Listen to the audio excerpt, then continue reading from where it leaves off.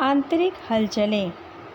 पिछले पीरियड में हमने देखा कि प्राकृतिक आपदाएं क्या होती हैं, आंतरिक भू हलचलों का स्वरूप क्या है, आंतरिक भू हलचलों का वर्गीकरण हमने देखा, भ्रंशोत्थ पर्वत, वलित पर्वत, भ्रंश घाटी, महाद्वीप निर्मित करने वाली हलचलें, द्रुत भू हलचलें क्या होती हैं, भूकंप क्या होते हैं, भूकंप के कारण क्या होते हैं, इनके बारे में हमने विस्तृत से अध्ययन किया था। आज हम पढ़ेंगे ज्वालामुखी के बारे में।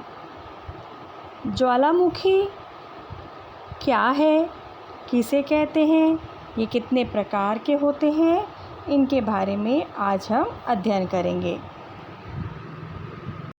पृथ्वी के अंदर जब आंतरिक भू हलचलें द्रुत गति से होती हैं तो भूकंप और ज्वालामुखी का निर्माण होता है।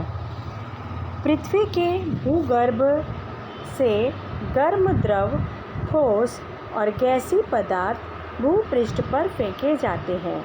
इस क्रिया को ज्वालामुखी क्रिया कहते हैं। ज्वालामुखी के उद्गार से राख, जलवाष्प, अनेक प्रकार की गैसें, तप्त और पिघली हुई चट्टानों के रूप में लावा आदि पदार्थ बाहर फेंके जाते हैं। भूपृष्ठ पर शिलारस आने के कारण वह लावा बन जाता है। उद्गार के अनुसार ज्वालामुखी के निम्न प्रकार होते हैं। चित्र 2.16 आपको आपकी स्क्रीन पर एक चित्र दिखाई दे रहा है।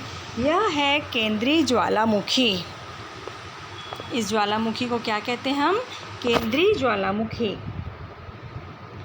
ज्वालामुखी उद्गार के समय शिलारस भूपृष्ठ के आंतरिक भागों में से एक नली जैसे मार्ग से बाहर निकलता है। इस क्रिया में ज्वालामुखी से बाहर आए पदार्थ नली के मुख के पास फैल जाते हैं। इससे शंक्वाकार ज्वालामुखी पर्वतों का निर्माण होता है, जैसे जापान में फ्यूजियामा, तंजानिया में किलिमांजारो पर्वत। यह केंद्रीय ज्वालामुखी और उससे तैयार शंक्वाकार पर्वत के उदाहरण हैं। दूसरा हम देखते हैं, ये चित्र देखिए आपके स्क्रीन पे दिखाया जा रहा है। ये है भ्रंशीय ज्वालामुखी। ये आकृति किसकी है? भ्रंशीय ज्वालामुखी की। अब भ्रंशीय ज्वालामुखी के बारे में पढ़ लेते हैं। ज्वालामुखी का उद्रेक होते समय लावा कई दरारों में से बाहर निकलता है। आपको पता है जब तनाव बहुत ज़्यादा आ जाता है पृथ्वी पर तो भ्रंशों का निर्माण होता है, इससे दरारें बन जाती हैं। ज्वालामुखी उद्गार से बाहर निकलने वाला पदार्थ दरारों के दोनों ओर फैल जाता है। ऐसे उद्गार से ज्वालामुखीय पठारों की निर्मित होती है। जैसे भारत में दक्कन का पठार भी इसी पद्धति से तैयार हुआ है। ये तो हो गया उद्गार के अनुसार ज्वालामुखी के प्रकार, केंद्रीय ज्वालामुखी और भ्रंशीय ज्वालामुखी। उद्गार के समयावधिनुसार ज्वालामुखी के 3 प्रकार होते हैं। अब ये उद्गार किस किस समय पर होते हैं?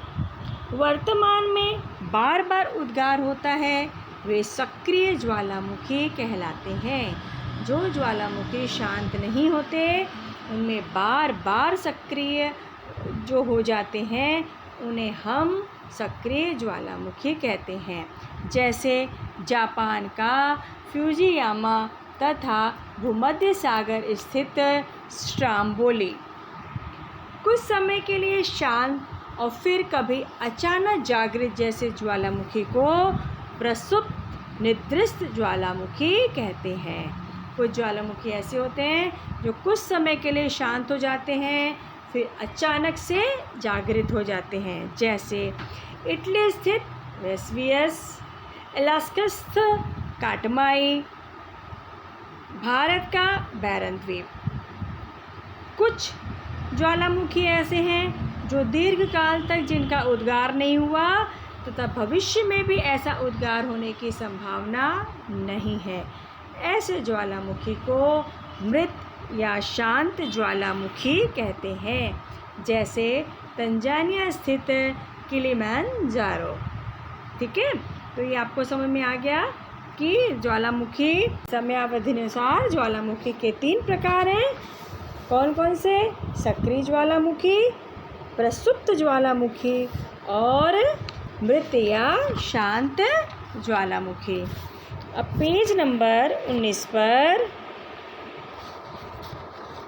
ज्वालामुखी के परिणाम। ज्वालामुखी के क्या क्या परिणाम होते हैं? ज्वालामुखी उद्गार के कारण जीव एवं वित्त हानि होती है। ज्वालामुखी की वजह से बहुत ज़्यादा ऊर्जा, आग, लावा, राख निकलती है, जिसकी वजह से आसपास के जो क्षेत्र हैं वहाँ जीवों का नाश होता है, वित्त हानि होती है, जीवों की हानि होती है। महासागर में ज्वालामुखी के कारण कभी सुनामी लहरें निर्मित होती हैं और ये सुनामी लहरें बहुत ही विनाशकारी होती हैं।